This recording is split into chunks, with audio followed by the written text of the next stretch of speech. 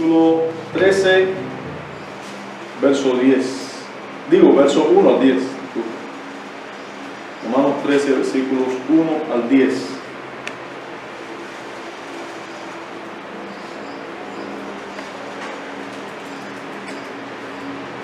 Dice así la Escritura en esta porción que ya nos ha estado ocupando por algunos domingos y hoy, será el último domingo que nos tome esta porción, al menos del 1 al 7, los versos del 8 al 10, lo vamos a retomar el domingo próximo hasta el final, hasta el 14. Dice así, las Escrituras, siga conmigo la lectura con la vista, dice así: sométase toda persona a las autoridades superiores, porque no hay autoridad sino de parte de Dios, y las que hay por Dios han sido establecidas. De modo que quien se opone a la autoridad, a lo establecido por Dios, resiste, y los que resisten acarrean condenación para sí mismos. Porque los magistrados no están para infundir temor al que hace el bien, sino al malo. ¿Quieres pues no temer la autoridad? Haz lo bueno y tendrás alabanza de ella, porque es servidor de Dios para tu bien. Pero si haces lo malo, teme, porque no en vano lleva la espada, pues que es servidor de Dios, vengador para castigar al que hace lo malo. Por lo cual es necesario estarle sujetos, no solamente por razón del castigo, sino también por causa de la conciencia. Pues por esto pagáis también los tributos, porque son servidores de Dios que atienden continuamente a esto mismo. Pagad a todos lo que debéis, al que tributo, al que impuesto, al que respeto, al que honra. No debéis a nadie nada, sino el amaros unos a otros, porque el que ama al prójimo ha cumplido la ley.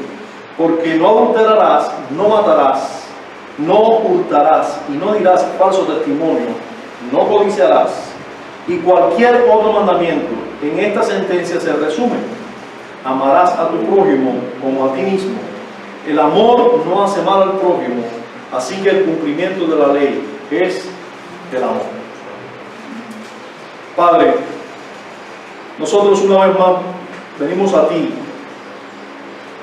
Señor, en Cristo Jesús, porque tu palabra ha de ser predicada y nosotros hemos de atenderla y reverenciarla y estimarla. Señor, imploramos que nos hables, que nos ministres, que tú a través de tu palabra escrita y ahora predicada, Señor, hables a nuestros corazones. Nosotros creemos que tú hablas hoy, que no eres un Dios mudo, sino que hablas y aún, Señor, usas la predicación para hablar directamente a nuestros corazones. Rogamos que por medio de tu palabra hoy estés santificando a tus hijos, pero también volviendo a ti, convirtiendo a los que no lo son, haciendo que se rindan delante de ti. Imploramos en Cristo Jesús que a pesar del predicador, tú ministres y que, Señor, atiendas a nuestra debilidad y que por lo tanto nos capacites para recibir tu palabra debidamente. En tu nombre, Jesús, es que nos atrevemos a ir al Padre. Amén. Los cristianos romanos, a los que Pablo escribió la carta, que ahora en este caso es objetivo de nuestro estudio, se encontraban en una ciudad que era la capital del imperio, con un gobierno injusto e inmoral. Nosotros, no de la misma manera, no somos ciudadanos del imperio romano, pero salvando la distancia histórica y la distancia en todo sentido de los gobiernos que nos separan, sabemos que de la misma manera nos encontramos bajo un gobierno civil injusto e inmoral, que tiende a mayor inmoralidad. Pero esto nos hace libres de responsabilidades.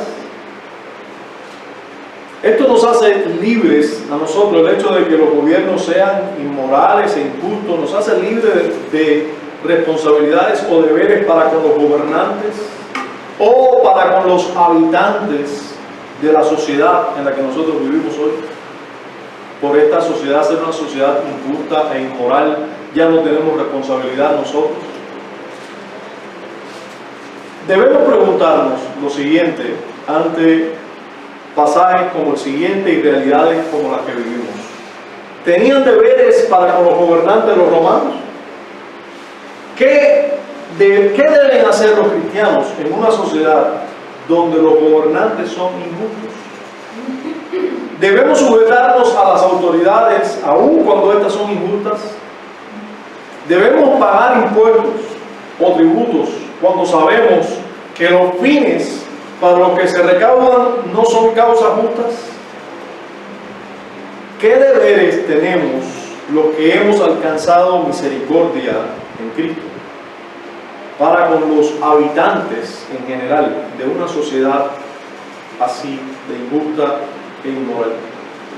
Vamos a ver, porque Pablo da esas orientaciones a los romanos y con toda seguridad esas orientaciones nos sirven a nosotros también. Vamos a ver, vamos a desarrollar estas preguntas, o vamos a contestar estas preguntas desarrollando dos puntos. Vamos a ver primero el deber de sujeción, que es uno de los deberes que tenemos, que Pablo nos lo dice explícitamente, y el otro deber es el deber de pagar las deudas.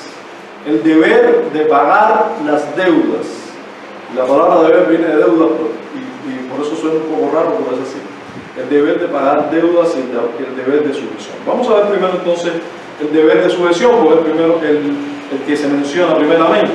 Y nosotros ya hemos visto que de manera explícita y clara Pablo dice en los primeros versos que tenemos que someternos. Ahora, yo quiero que nos concentremos en los versos 5 y 6, que dan el motivo de por qué, voy a leer desde el 4, que dan el motivo por el cual nosotros nos debemos sujetar a estas autoridades. Dice el verso 4, porque es servidor de Dios para tu bien, porque si haces lo malo, teme, porque no en vano lleva la espada, pues es servidor de Dios vengador para castigar al que hace lo malo. Y en estos versos, hasta ahí hasta el 4, vimos el rol de las autoridades civiles, pero dice el verso 5, por lo cual es necesario estarle sujetos. Deber de sujeción, estarle sujetos aún a estos gobernantes injustos. Hay que estarle sujetos, no solamente, escuche bien ahora, no solamente por razón del castigo. Nosotros sabemos que los gobernantes o las autoridades civiles llevan la espada y están para castigar lo malo. Ahora, nosotros debemos sujetarnos a ellos, no solamente por razón del castigo, sino también por causa de la conciencia. Por causa de la conciencia. Entonces, fíjense cómo Pablo dice que el motivo por el cual nosotros debemos sujetarnos a las autoridades civiles no es solamente por el motivo de que ellos llevan, no solo por el hecho de que ellos llevan una espada para castigar lo malo. Cualquiera sabe que si hace algo malo y alguien lo está esperando con una espada, bueno, la espada no es para acariciar, la espada no es para quitar el polvo de la ropa, la espada es para herir, es para matar. Entonces, nadie estaría dispuesto a quebrar una ley que va a ser el pago de incumplir esa ley, pues castigado con una espada. Pero Pablo dice, no solamente por motivo de la espada, sino por motivo de ¿qué? De la conciencia. Por motivo de la conciencia. Y hermanos, ¿quién es el dueño de la conciencia y quién es el que hace que la conciencia se altere o no? ¿Quién es el que gobierna por medio de la conciencia? Hermanos, solo Dios es el que es el gobernador, dueño y señor de nuestra conciencia. Nuestra conciencia nos acusa porque la ley de Dios nos está acusando. La conciencia nos acusa solamente porque Dios, que es quien gobierna la conciencia, está hablándole a nuestra conciencia y diciéndole que está mal lo que estamos haciendo. Nosotros debemos entender, si la conciencia no nos acusa cuando estamos desobedeciendo a las autoridades civiles porque estas son injustas, pues nosotros debemos decirnos a nosotros mismos, a nuestra conciencia, que es necesario que ella nos acuse porque Dios es quien nos puso a esos gobernantes. Miren, hermano, ¿cuál es el razonamiento del apóstol Pablo? El apóstol Pablo nos está diciendo, ellos son servidores de Dios. ¿Cómo es que una persona injusta, cómo es que un gobernante injusto, impío, inmoral, puede ser alguien que sirva a Dios? ¿Cómo puede suceder eso? Bueno, yo les voy a poner dos breves ejemplos que ustedes van a darse cuenta rápido que sí puede servir a Dios. Como por ejemplo, a veces nosotros, yo sé que a veces nosotros pensamos, servidor de Dios, nosotros enseguida pensamos, oh, Elías, era un siervo de Dios, hacía todo lo que Dios lo mandaba. Hermano, no solo así se sirve a Dios. O sea, hay servidores de Dios que hacen lo que Dios quiere y que hacen lo que la ley de Dios pide como algo bueno. Pero hay servidores de Dios que sirven a Dios no haciendo lo que Dios quiere, sin embargo no haciendo lo que es bueno hacer. ¿Cómo es eso? Bueno, en un mundo injusto nosotros vamos a saber, o debemos saber, que van a suceder cosas injustas, pero que Dios las va a tornar para bien. Les quiero poner un ejemplo. Judas Iscariote, ¿fue servidor de Dios, sí o no? Nadie se atrevería a decir Judas es un siervo de Dios, pero sirvió a los planes eternos, al decreto divino, sí o no. Sirvió a los propósitos de Dios, sí o no. Jesús mismo dijo, está escrito que por causa de un hombre uno de ustedes me va a entregar, pero aún así, aunque van a cumplir el propósito redentor de entregar al Mesías, eso tiene que pasar, eso es decretado por Dios y va a servir a los planes de Dios, pero hay de aquel que lo hace. El hecho de que sean servidores de Dios no los hace buenos. Imagínense, Nerón, servidor de Dios, hombre más corrupto, más inmoral, más bajo, en su mezquino, no podía haber. Sin embargo, fue un servidor de Dios. Pablo estaba hablando de él, o de uno como él, en su época. Entonces, eran servidores de Dios. Ellos, quieran o no, haciendo el mal incluso, pero servían a Dios. Poncio Pilato, aquel hombre que quiso decirle a Jesús, ven acá, pero tú no me vas a hacer caso a mí, mira que yo tengo poder. Jesús le dijo, el poder que tú tienes, la autoridad que tú tienes, se te ha dado de arriba. Y Jesús sabía que era un servidor de Dios. Este también se iba a limpiar las manos, lo iba a entregar en manos del pueblo. Dios iba a valerse incluso de su impiedad para lograr sus planes. Servidor de Dios. Entonces, así podemos ver a Faraón, al cual Dios le dice, yo te he puesto ahí para manifestar mi gloria, para que mi nombre sea conocido en toda la tierra, te he puesto a ti. ¿Y quién fue Faraón? Pues Faraón que estaba reinando en tiempos en que Israel estaba cautivo en Egipto y fue liberado en ese tiempo.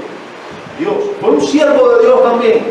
Entonces, nosotros debemos servir o sujetarnos a esas autoridades que Dios ahora tiene puesto allí en un gobierno, con un gobierno injusto, pero que en este mundo injusto Dios tiene que gobernar por medio de hombres injustos. Más injustos, menos injustos, pero al final hombres injustos. Nosotros debemos someternos a las leyes que son lícitas. Recuerde, nada de lo que Dios no haya prohibido, o nunca cuando nos prohíban algo que Dios haya ordenado. Nosotros debemos someternos a todas las leyes lícitas, hermanos, entendiendo que Dios está gobernando detrás y por encima de ellos. O sea, nosotros tenemos que someternos entendiendo que es Dios el dueño y Señor de este universo y quien gobierna y reina aún por manos de hombres inconversos, impíos. Nosotros tenemos que saber eso. Por motivo de la conciencia, nosotros debemos servir o sujetarnos a las autoridades entendiendo que Dios es el que gobierna cielo y tierra. Nosotros debemos entender que Dios es el que sustenta nuestra suerte. Hermanos, si nosotros vivimos aquí en Cuba, con el gobierno que tenemos, con la suerte que tenemos, con la dicha y la desdicha que tenemos, ¿quién nos puso aquí? Nosotros debemos entender eso. Si nosotros entendemos esto, entonces yo le pregunto, cada queja que sale de nuestros labios, ¿qué cosa es? Yo se lo voy a decir un poco en cruz, usted, si tiene tiempo, procéselo. Eso es tomar el nombre de Dios en vano. ¿Sabe por qué? Porque Él es quien te puso aquí. Cada queja que tú tienes, donde usted no le está dando gloria a Dios, porque Él te puso aquí, hermanos, es quebrar el tercer mandamiento. Es no entender que Dios es quien sustenta nuestra suerte. Es no entender eso. Nosotros debemos más bien dar gracias. Dar gracias por todo lo que vivimos. Hermanos, no hay cosa más terrible que nuestros pecados. Son más terribles que nuestros gobernantes. ¿Escuchó esa parte? No hay cosa más terrible en este mundo que nuestra propia pecaminosidad, que nuestros propios pecados. Son más terribles que el pecado y que la maldad de nuestros gobernantes. Nuestros pecados son el mayor problema. ¿Dónde tú quieres vivir? ¿En una sociedad donde todos sean justos? ¿Y qué hay de tus pecados en esta sociedad? Donde todo salga bien, donde no haya ninguna necesidad, ahí donde tú quieres estar. Yo te pregunto, ¿y tus pecados? Nuestra hermana Mayra me contaba esta semana, a principio de esta semana, de la experiencia que ha estado teniendo. Pues últimamente no puedo dormir muy bien, lo cual pido oración. Ella no está durmiendo muy bien. Y ella me decía, pastor, he descubierto grandes bendiciones en las cartas apostólicas de Pablo. Y me decía, las otras noches yo me desperté y estuve comparando Efesios 4 con Primera Tesalonicenses 4, con otras cartas, con Colosenses y todos los capítulos finales, capítulo 4, dice, y todo esto, pastor, coinciden, son similares. Indudablemente es así. Hermanos, ella no sabía que yo me estaba regocijando en que ella había descubierto esa verdad, porque es una verdad que todo aquel que ha estudiado las Escrituras puede descubrir. Es fácil de descubrir. Todas las cartas apostólicas tienen una parte que es doctrinal, que nos enseña el Evangelio, y luego la parte final, los capítulos finales de estas cartas que acabo de mencionar son aquella parte de las cartas donde se aplica el Evangelio. Y las exhortaciones de Pablo, tanto a los de Éfeso, como a los de Corintios, como a los de Roma, como a los de Colosas, son similares. Pues él le está haciendo exhortaciones similares a creyentes de distintos lugares. Y por supuesto que vamos a encontrar cosas similares. Ahora, nosotros vamos a ver algunos de esos pasajes que la hermana Mayra ha descubierto y vamos a ver cuánta similitud tienen con lo que acabamos de hablar aquí. Como por ejemplo en Efesios capítulo 5, versos 1 al 4 encontramos la siguiente exhortación. Efesios 5, versos 1 al 4. Recuerden que lo que tenemos en mente es que nosotros debemos entender que los gobernantes deben ser, nosotros debemos sujetarnos a los gobernantes por motivo de la conciencia. Y eso implica que es Dios quien nos tiene ahí. Hay dos frases que nos dicen a nosotros que los gobernantes están siendo gobernados por Dios y que están sirviendo a sus propósitos redentores. Hermanos, aquí no tenemos cielo nuevo y tierra nueva donde mora la justicia, ni lo tendremos mientras estemos en este mundo. Nosotros debemos saber que los gobernantes que estén aquí, por injustos que sean, están siendo usados y gobernados y regidos por Dios. Hay dos frases que nos dicen esto. Una es que dice, son servidores de Dios, y eso se repite 3 veces en el texto, son servidores de Dios, son servidores de Dios. Y lo otro dice, no los desobedezca, disculpe, solo por el castigo, sino obedécelo por motivo de la conciencia. O sea, es Dios quien está detrás de todo esto. El gobernador de la conciencia es quien está detrás de todo esto.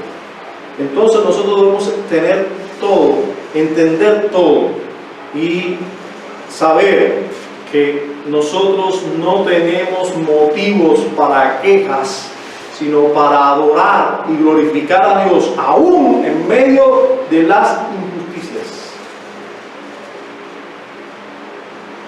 Dice Efesios capítulo 5, versículo 1 al 4. Sed pues imitadores de Dios como hijos amados, y andad en amor, como también Cristo nos amó y se entregó a sí mismo por nosotros. Ofrenda y sacrificio a Dios en olor fragante, pero fornicación y toda inmundicia o avaricia ni aun se nombre entre vosotros como conviene a santos, ni palabras deshonestas, ni necedades, ni truhanerías que no convienen, sino antes bien, ¿qué cosa? Acciones de gracias. ¿Cómo un creyente puede dar gracias en un gobierno, en una sociedad con gobiernos injustos? Como lo hicieron los de Éfeso. También tenían un gobierno injusto. Y ellos no debían estar ni en avaricias, ni debían estar hablando palabras vanas, ni necedades, ni truhanerías. No conviene eso, sino antes bien acciones de gracias. Hermanos, no hay motivo para las quejas en los cristianos. ¿De qué nos estamos quejando? Si Dios es quien reina por encima de todo gobernante. ¿De qué nos estamos quejando? Estamos dando motivo, estamos quejándonos directamente contra la provisión y la suerte de Dios para nosotros. Efesios 5, ahí mismo, pero en el verso 15, a partir del verso 15, Pablo le dice a los de Éfeso, a los creyentes: mirad pues con diligencia cómo andéis.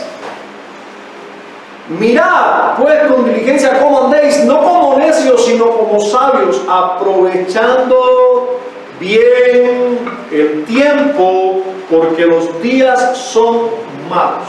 No solo los gobernantes, los días son malos. Por tanto, no seáis insensatos, sino entendidos de cuál sea la voluntad del Señor. No os embriaguéis con vino, en lo cual hay disolución, antes bien sed llenos del Espíritu, hablando entre vosotros con salmos, con himnos y cánticos espirituales, cantando y alabando al Señor en vuestros corazones, dando siempre gracias por todo al Dios y Padre en el nombre de nuestro Señor Jesucristo. ¿Cómo nosotros podremos dar gracias por todo? Aún por los gobernantes que tenemos.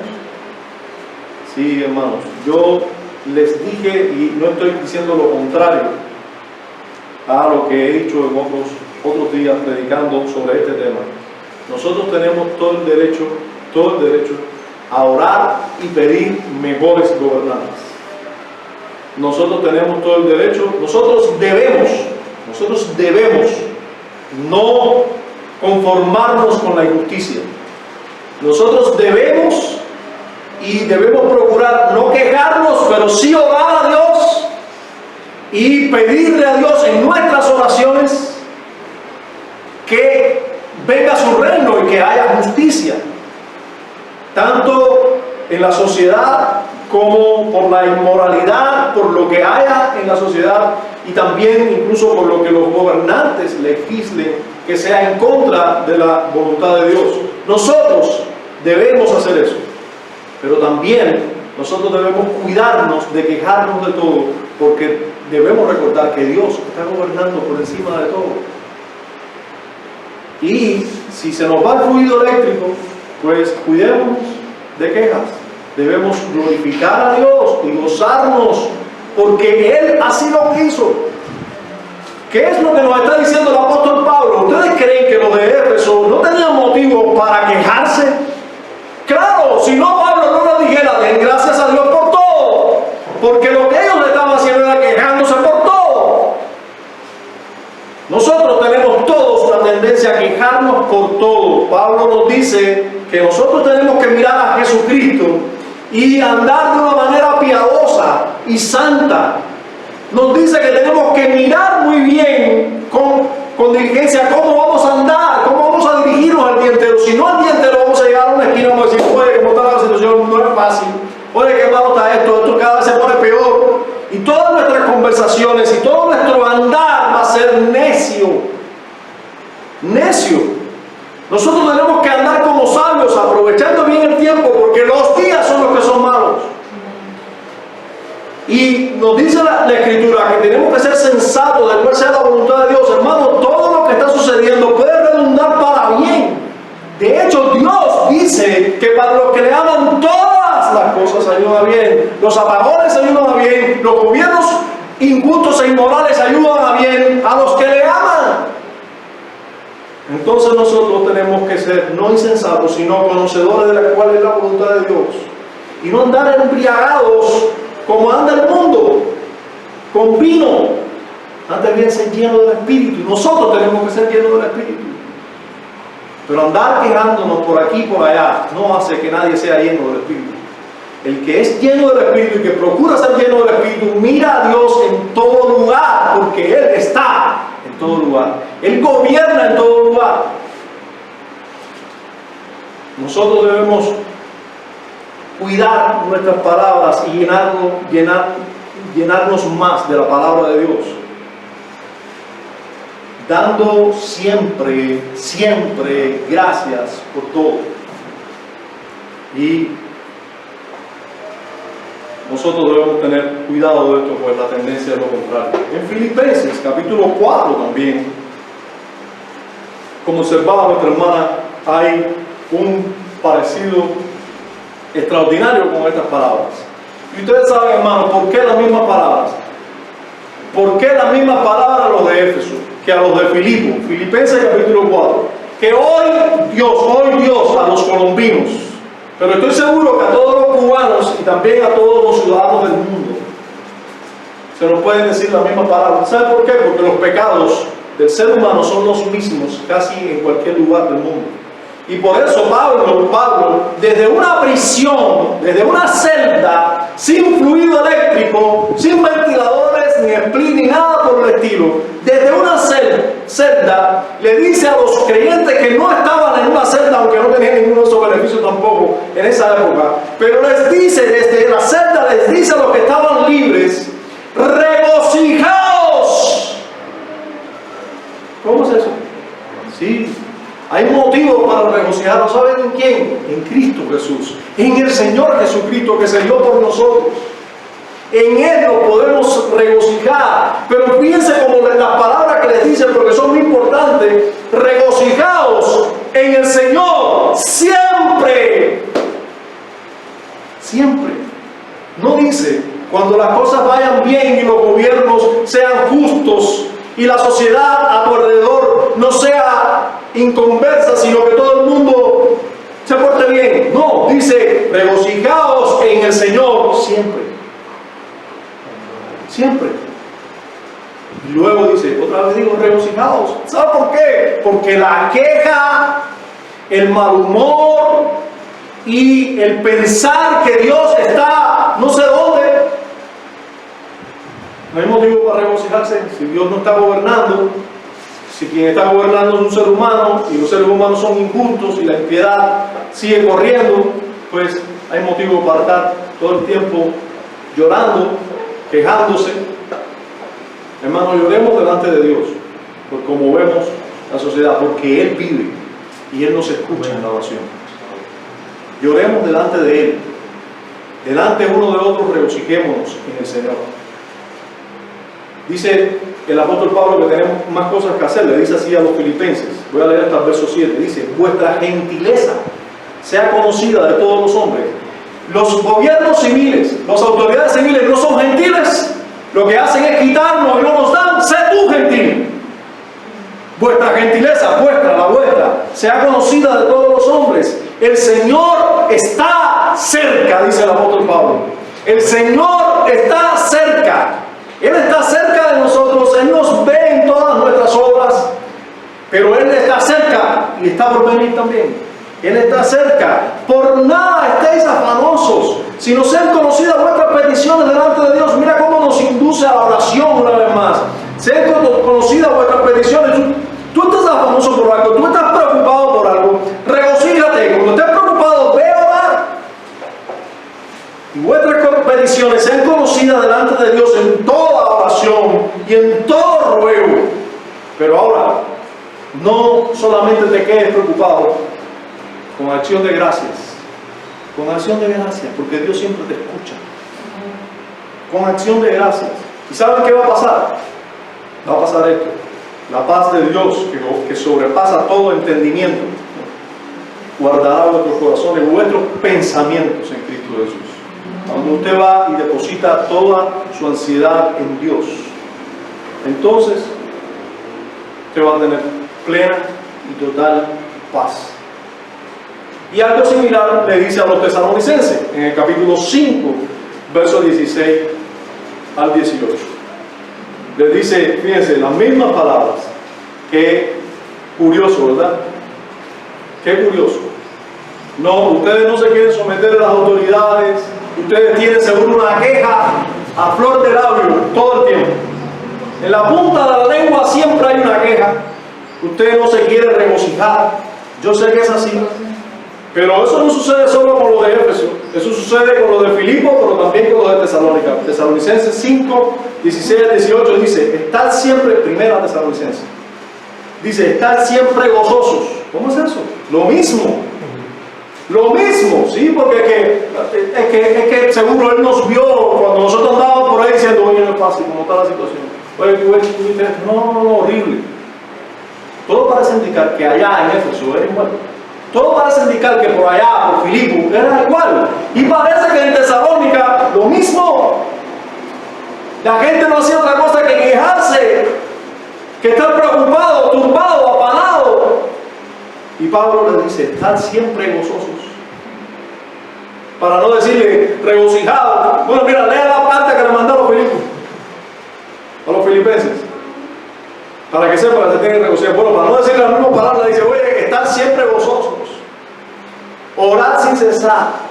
Tú se te está quitando el gozo, te estás preocupando, te estás turbando. Todas tus peticiones, hazla a Dios sin cesar.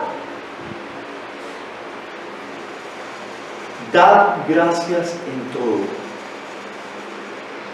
Dad gracias en todo. ¿Por qué? Porque esta es la voluntad de Dios para con vosotros en Cristo Jesús. La voluntad de Dios para con nosotros en Cristo Jesús es que nosotros demos gracias por todo, porque si no damos gracias por todo, entonces no creemos en Él. Él no está reinando. Los gobernantes civiles no son siervos de Dios. Entonces, miren, hermanos, nosotros a veces hemos usado este ejemplo para criticar cierta costumbre, cierta manía y cierta falsa doctrina de algunos creyentes, algunos que se llaman creyentes evangélicos hoy. Nosotros hemos criticado el hecho de que algunos por ahí, para no ponerle nombre a ninguno, pero algunos por ahí andan pensando que es el diablo el que gobierna todo. ¿Por qué? Ustedes lo ven cuando ellos andan por cualquier lugar y tropiezan. ¡Ay, el diablo este! Si algo le salió mal, no, porque el diablo está aquí metiendo la mano. Y si algo está pasando mal, ¡ay, el diablo! Lo reprendo. Entonces ven al diablo en todos lados. Yo pregunto. ¿Y qué hay de aquellos que se están quejando todo el tiempo? Que si esto está malo, que si las autoridades civiles esto, que si aquellos hacen mal, que si la inmoralidad. ¿Qué estamos diciendo? Nosotros estamos diciendo con nuestras frases y nuestras quejas que Dios está reinando. Nosotros no estamos dando gracias a Dios por todo como si Él fuera el soberano de todo el universo. Nosotros estamos quejándonos por todo como si Él no estuviera reinando. O sea, nuestra costumbre no es diferente a la de esos que nosotros criticamos. Esa es nuestra responsabilidad, sujetarnos a las autoridades. ¿Por qué? Porque son siervos de Dios. Aunque hagan el mal, están sirviendo a Dios con algún propósito que Dios tornará para bien. Aún matando a Jesús, Dios lo torna para bien. Por un lado, por eso, y por otro, por el motivo de conciencia. Ellos están allí gobernando. Ellos tendrán que dar cuenta si gobiernan mal delante de Dios, tranquilos. Pero nosotros, porque Dios los puso allí, aunque sean injustos, nosotros sujetemos, porque nos estamos sujetando a Dios. Amén. El segundo deber que nosotros tenemos es el de pagar las deudas. Sujetarnos y pagar las deudas. Ahora, primero se nos habla aquí en el verso 7 de los tributos. Dice el versículo 7, y espero que usted lo tenga ahí delante también. Dice, voy a leer, por esto pagáis también los tributos, porque son servidores de Dios que atienden continuamente a esto mismo. Pagad a todos lo que debéis. Escuchen esa frase, porque quiero que vean que es el propósito de Pablo, que nosotros entendamos que tenemos una deuda. Dice, pagad a todo lo que debéis, al que tributo, tributo, al que impuesto, impuesto, al que respeto, respeto, al que honra, honra. Y el versículo 8 comienza diciendo, no debáis a nadie nada, sino los amados. Entonces, por eso les digo, por eso titulo a esta parte de nuestro deber, el deber de pagar deudas. Primero tenemos que pagar deudas como tributos, impuestos, respeto, honra, y también dice que no debemos deberle a nada a nadie, sino solamente el amados. Entonces hay dos deudas aquí, la de los tributos y los impuestos, pero también la de respeto y honra, y por otro lado la de amar. Dos deudas. Entonces debemos pagar tributos o impuestos, porque lo que es lo mismo, impuestos y tributos. No nos enredemos con estas dos palabras, aunque son dos palabras distintas del griego, dicen lo mismo. Simplemente el tributo nosotros lo conocemos así como tributo. El impuesto viene de la palabra imponer algo, se te impuso algo. A nadie le gusta pagar impuestos ni tributos, déjenme decir eso. ¿Ustedes se han dado cuenta que la Escritura nos exhorta a hacer aquellas cosas que no nos gusta hacer? Regocijarnos siempre, dar gracias a Dios por todo. ¿Verdad que eso no es natural? Eso no es normal que lo hagamos así. Bueno, pagar tributos e impuestos tampoco, eso no gusta a nadie. A todo el mundo le gusta tener su dinero en el bolsillo y no tener que pagar ningún impuesto, ningún tributo. A nadie, hermano, a nadie le gusta. Yo me río, el sujeto Michelin hace una historia personal de cierta ocasión que él vendió una propiedad. Y cierto, él compró una propiedad. Y dice que cuando compra la propiedad, el que le vende la propiedad le dice, mira, la propiedad vale tanto, 10,000, para que usted entienda, pero vamos a decir que te la vendí en 5,000 para pagar menos. Y entonces su jefe dice que le digo, no, yo tengo que poner ahí porque yo lo compré. Dice que el hombre le dijo, pero está loco, tú vas a tener que pagar impuestos también, somos los dos, porque tenemos que pagar impuestos, no yo nada más. Dice su jefe, sí, yo sé que tengo que pagar impuestos yo también. Pero yo no puedo firmar una cosa que tú me digas que no es cierto. Sí, pero vas a tener que pagar impuestos. ¿A ti te gusta pagar impuestos? Dices, bueno, no, espérate. A mí no me gusta pagar impuestos. No creas que a mí me gusta pagar impuestos. A nadie le gusta pagar impuestos. Solo que yo le temo a Dios. Y por eso tengo que pagar los impuestos como debe ser. Pero no es porque a mí me gusta. Entonces, ya está claro, a nadie le gusta pagar impuestos. A nadie le gusta pagar tributos. A nadie le gusta pagar un dinero que tú no sabes ni para dónde va y que tú piensas que es tuyo, que te lo ganaste tú. Ahora, hermano, nosotros podemos buscar mucha justificación, muchos pretextos, y ya les digo, todos vienen del hecho de que no nos gusta pagarlos. Pero el contexto histórico y la respuesta que Jesús le dio a ciertos personajes que se acercaron para tentarle y preguntarle sobre el tributo a César, estos dos textos son evidencia contundente a favor del impuesto o el tributo, o sea, de que nosotros tenemos que pagar cualquier impuesto o cualquier tributo.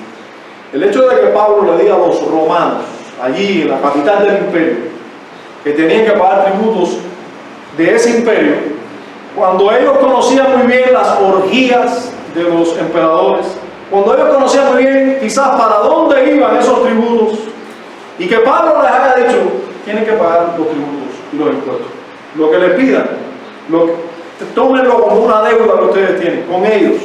¿Por qué? Porque ellos son los que gobiernan aquí y son servidores de Dios.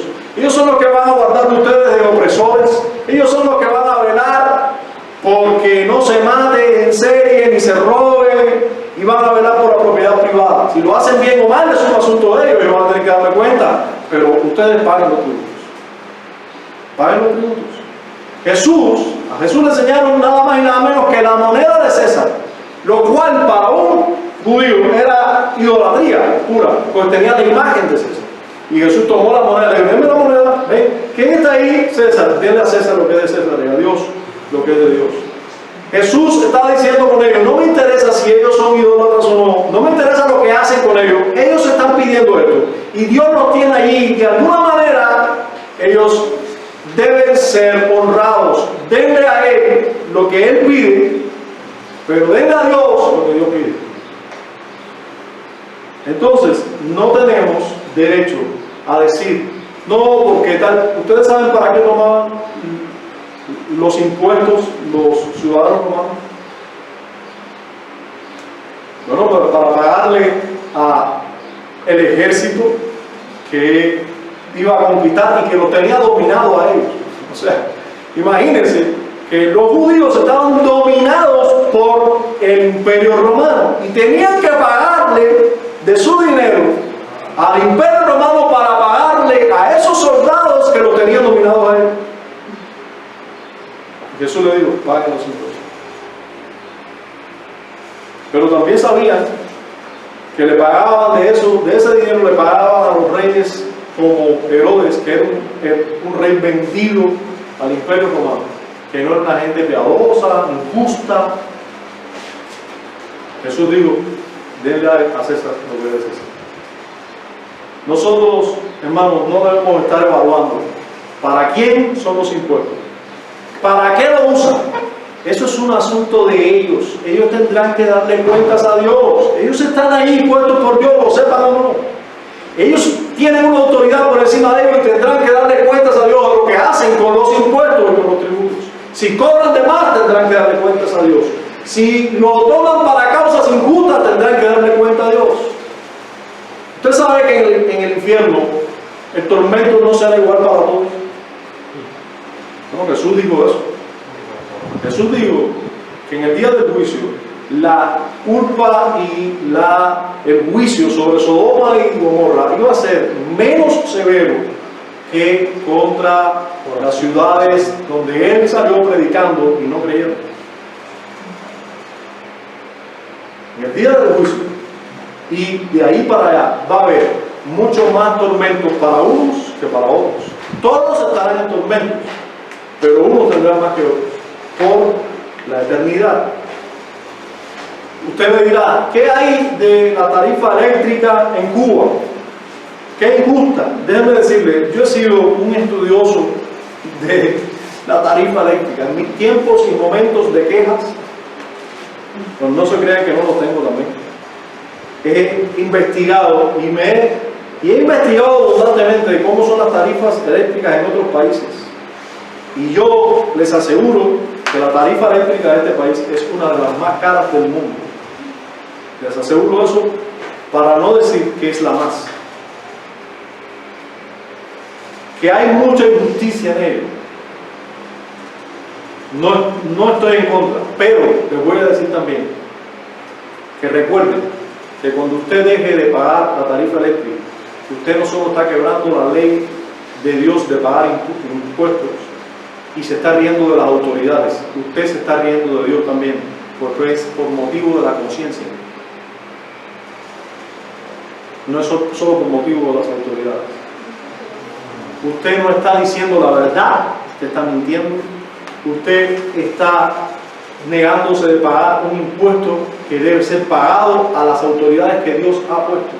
Si ellos cobran de más, una vez más les digo, hermanos, ellos son los que han de dar cuenta a Dios.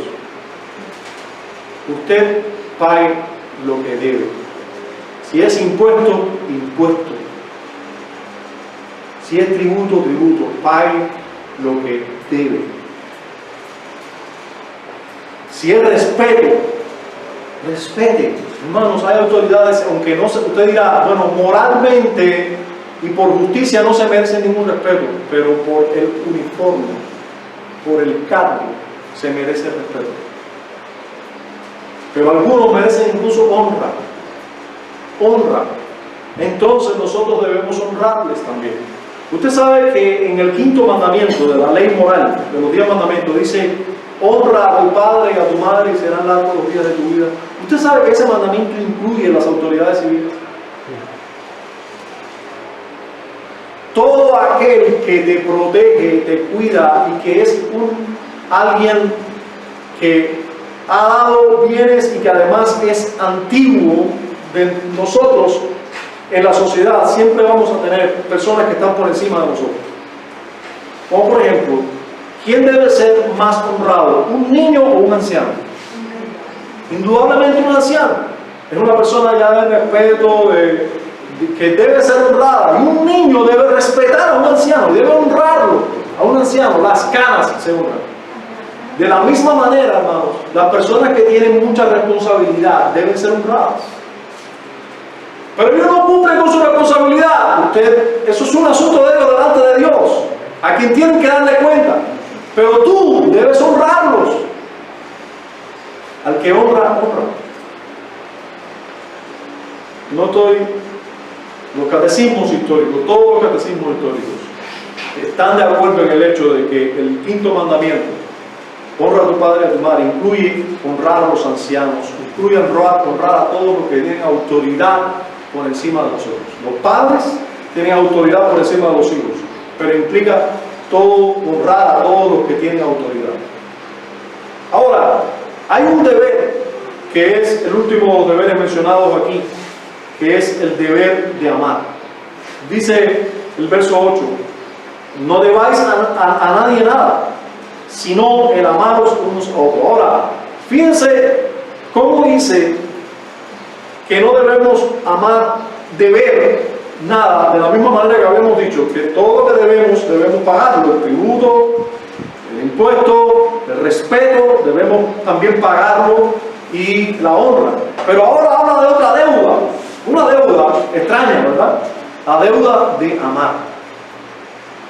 Dice: no debéis a nadie nada sino el amaros. Eso lo tenemos como una deuda, el amaros. Entonces, ¿cómo es que el amor es una deuda? Bueno, hermanos, todos los cristianos estamos en deuda de amor. Todos los que hemos sido amados por Dios tenemos una gran deuda de amor. Dios nos ha amado a nosotros sin nosotros merecerlo. Dios nos ha amado. Entonces, nosotros tenemos una deuda para con todos los demás. De la misma manera que Él nos ha amado, nos ha perdonado, nos ha tratado con misericordia, así nosotros debemos tratar con misericordia, nosotros debemos amar a los demás.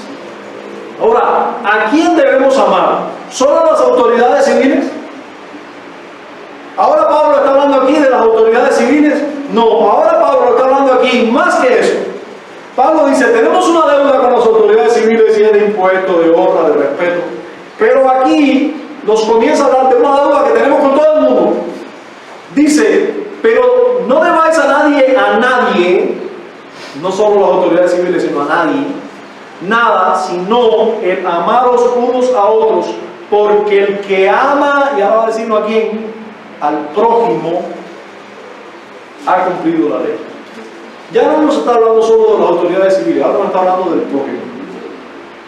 El prójimo. ¿Usted recuerda quién es el prójimo? Miren lo que dijo un teólogo, un excelente teólogo. Digo así: el amor hacia el prójimo puede fácilmente ser interpretado como el amor a esa persona que piensa como yo y con quien convivo sin problemas. Pero el amor no es muy cristiano a menos que incluya a la persona que difiere de mí en toda manera. Si tú amas solo a aquel que te ama, que piensa como tú, yo te quiero recordar las palabras del Señor cuando alguien le preguntó quién era el prójimo. ¿Usted recuerda? Jesús enseñó sobre este mandamiento de amar a tu prójimo como a ti mismo. Y alguien se le dijo, Señor, ¿pero quién es el prójimo? Y Jesús dice así: oíste que fue dicho, amarás a tu prójimo y aborrecerás a tu enemigo. ¿Quién dijo eso? Únicamente algunos judíos que enseñaban así la ley. O sea, Dios nunca dijo eso. Dios nunca dijo, amarás a tu prójimo y aborrecerás a tu enemigo. No. Eso lo decían los judíos que enseñaban en el tiempo de Jesús. Ahora, Jesús dijo, pero yo os digo, amad a vuestros enemigos, bendecid a los que os maldicen, haced bien a los que os aborrecen y orad por los que os ultrajan y os persiguen. Eso es fácil, ¿verdad? No, eso se lee fácil. Lo único que tiene fácil eso es leerlo. Y dice, ¿por qué? Para que seáis hijos de vuestro Padre que está en los cielos, que hace salir su sol sobre malos y buenos, y que hace llover sobre justos e injustos, porque si amáis a los que os aman, ¿qué recompensa tendréis? ¿No hacen también lo mismo los publicanos? Y si saludáis a vuestros hermanos solamente, ¿qué hacéis de más? ¿No hacen también así los gentiles? Sed pues vosotros perfectos como vuestro Padre que está en los cielos es perfecto. Hermano, yo les recuerdo a ustedes, Jesús nos hizo una historia sobre cuando le preguntaron quién era el prójimo. Nos hizo aquella historia de aquel hombre que habían asaltado a los ladrones y que pasó un sacerdote y lo vio. Estaba tirado al piso, golpeado, asaltado, y el sacerdote siguió de largo y no lo recogió. Luego pasó un levita, lo vio y pasó de largo y no lo recogió. Y ese hombre era judío. Y dice Jesús que pasó un samaritano. Y usted recuerda que judíos y samaritanos no se llevaban entre sí. Pasó un samaritano y lo vio, y dice la Escritura, y fue movido a misericordia. Y fue movido a misericordia. Hermanos, nuestro deber de amar a otros es para con todos. Un samaritano a un judío. Al final de la historia, ustedes saben todo lo que aquel samaritano hizo por aquel judío. Al final de la historia, Jesús le dijo a aquel hombre, ¿quién fue el prójimo de aquel que fue robado y maltratado? Y este hombre le dijo, el que tuvo misericordia de él. ¿Sabe qué le dijo Jesús? Ve tú y haz lo mismo. O sea, ten misericordia de todos, aún de un samaritano, aún de un enemigo. Ten misericordia de todos. Hermanos, nosotros tenemos un deber, todos los cristianos tenemos un deber. Es el deber de amar. Tenemos una deuda, déjenme decirlo de esta manera. tenemos una deuda. Es la deuda de amar. ¿Por qué? Porque a nosotros nos han amado sin ningún derecho. Nosotros no tenemos derecho, nosotros no tenemos nada que haya movido el amor de Dios hacia nosotros. Sin embargo, Él nos ha amado como nadie, como nosotros no vamos a lograr amar a nadie, así Él nos ha amado. Pero eso nos pone en deuda de amor para con los demás. Porque si con nosotros se tuvo misericordia, nosotros, lo menos que podemos hacer es tener misericordia de otros. Esa deuda la tenemos. Ahora, ¿cómo debemos amar? ¿Cómo debemos amar? Bueno, debemos amar así como nos dice la Escritura, según como la ley nos manda. Fíjense cómo dice los versículos del 8 al 10. Lea ahí conmigo. Dice: no debáis a nadie nada sino el amaros unos a otros, porque el que ama al prójimo ha cumplido la ley, porque no adulterarás, no matarás, no hurtarás, no dirás falso testimonio, no codiciarás, y cualquier otro mandamiento. En esta sentencia se resume: amarás a tu prójimo como a ti mismo. El amor no hace mal al prójimo, así que el cumplimiento de la ley es el amor. Hermanos, nosotros ¿cómo debemos amar? Debemos amar como la ley ordena. ¿Cómo la ley ordena? Bueno, la ley ordena a no adulterar, la ley ordena no matar, no hurtar y no decir falso testimonio y no codiciar. Usted dirá: yo cumplo todos esos mandamientos, yo amo perfectamente. Sí, pero el asunto es que la ley se resume en un mandamiento. Toda esa ley se resume en esto: amarás a tu prójimo como a ti mismo. ¿Cómo es eso? Bueno, ahora esa frase potencia todas las demás. Si la ley se resume en amar al prójimo como a nosotros mismos, yo te pregunto: ¿cómo te amas tú a ti mismo? ¿Qué tú quisieras para ti mismo? Tú quieres muchos bienes para ti, procúralos para otros. Eso es no robar. Usted sabe, robar es quitarle algo a alguien, ¿verdad? Amar es querer darle a alguien. Miren, lo voy a decir todavía más largo. Robar es quitarle algo a alguien porque tú crees que tú necesitas eso y tú quieres eso para ti y se lo quitas a otro. Bueno, amar en ese sentido es darle a alguien algo que tú quisieras para ti, pero que tú dices: yo voy a dárselo a él, es mejor que lo tenga él que no yo. Entonces, quitarte algo tú, y es quitarte, no es lo que te sobra, es quitarte tú para darle al otro. Yo pregunto: ¿tú vives de esa manera? ¿Vives tú de esa manera? ¿O vives tú siempre pensando en lo que tú necesitas?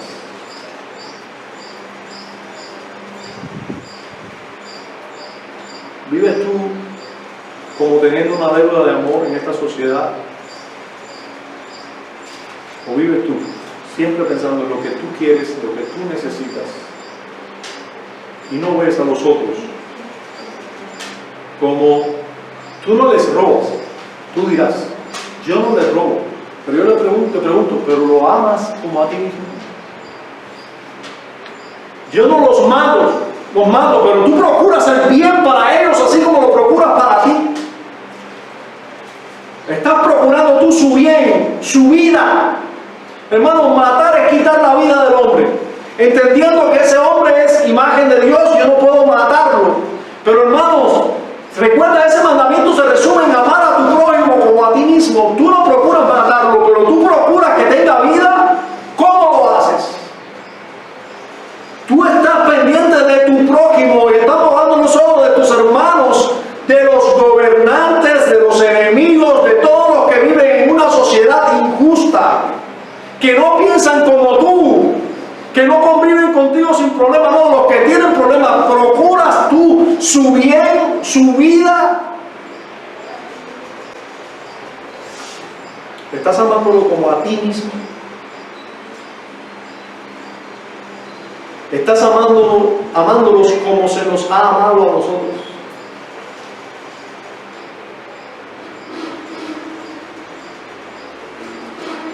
¿Cuáles son las implicaciones de ese amor? Yo voy a terminar, voy a concluir esta predicación haciendo alusión a dos implicaciones del amor que nosotros debemos para con toda la sociedad, una sociedad con gobiernos injustos, una sociedad injusta e inmoral. ¿Qué implicaciones hay del hecho de que nosotros tenemos que amar? Tenemos la deuda de amar con esta sociedad. Bueno, la primera es la oración.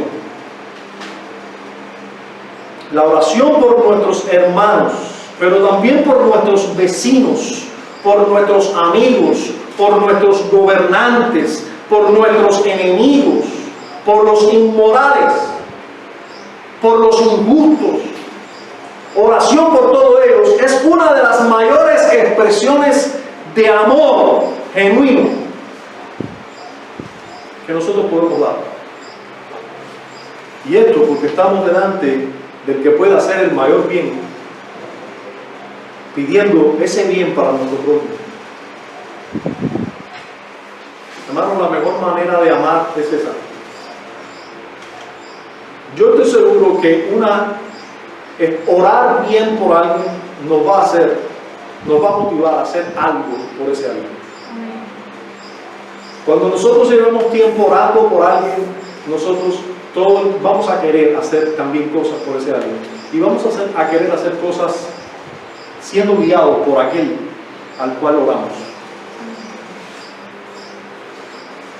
Yo te pregunto, ¿cómo estás orando tú? ¿Cómo lo estás haciendo?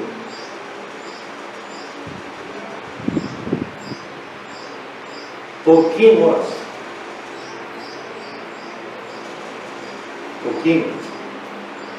¿Cuántas personas están incluidas en tus oraciones? Aparte de ti. Señor, dame esto, quiero esto, haz aquello para mí. Por eso me encanta, y desde que entendí el principio y toda la verdad que encierra el Padre Nuestro, la oración del Señor, yo no puedo dejar de orar esa oración, porque cuando me salgo de ella comienzo a ser egoísta.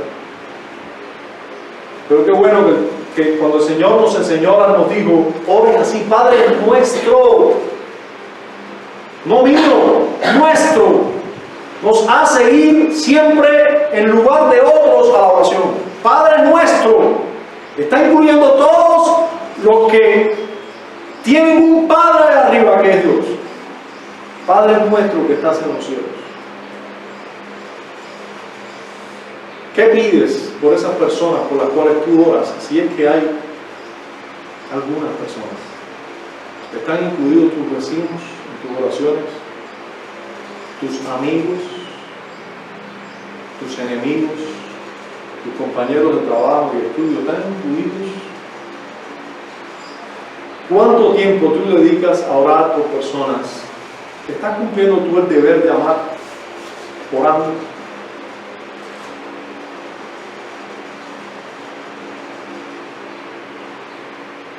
Hay otra implicación del amor, aparte de la oración, y es la predicación. Otra implicación lógica del amor al prójimo es el llevarle las buenas nuevas, las buenas noticias del amor de Dios en Cristo. Hermanos, no hay mayor bien en este mundo que ese. No hay mayor bien el que uno le pueda hacer a un ser humano que el predicarle el Evangelio de nuestro Señor Jesús. El mayor de los bienes que podemos hacerle a una sociedad entera es, y por cierto, y es la única manera de traer verdadero cambio a esa sociedad, es por medio de la predicación del Evangelio, de la buena noticia.